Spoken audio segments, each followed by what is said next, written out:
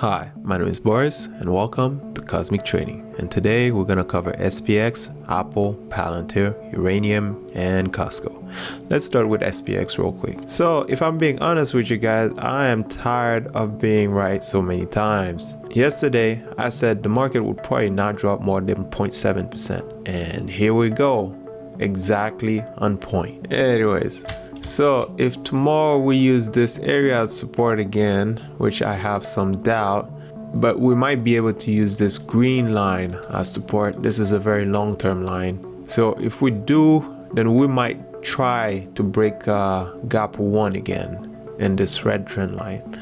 Let's see what happens. Now let's move on to Aapl. So Aapl is still stuck in this level 2 downtrend. We are currently getting that nice little rejection, so it's still possible that we might do a full next leg down. So if that were to happen, Aapl wouldn't drop more than 8% to the downside, and with the tariff slow aftershock, it's actually very possible. Now let's move on to Pltr. So Pltr is still being a beast.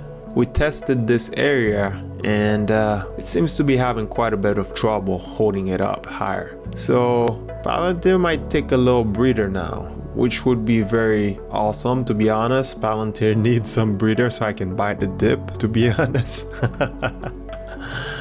Alright, now move on to uranium. So uranium is actually looking pretty good. We are using this downtrend as support. We used it a couple times already. So if we are to go up, we are still 4 to 8% away. So because we've been trading sideways this entire week, I think next week we should be a little bit higher if the market doesn't go negative mode. Now let's go to Costco. So Costco was using this downtrend line as support for a long time. As you can see, we follow this downtrend line pretty much every single candle, and like I said last week, this was a very bullish sign, and there's a high chance that we would go up to the higher side and do a nice leg up, and that's what ended up happening.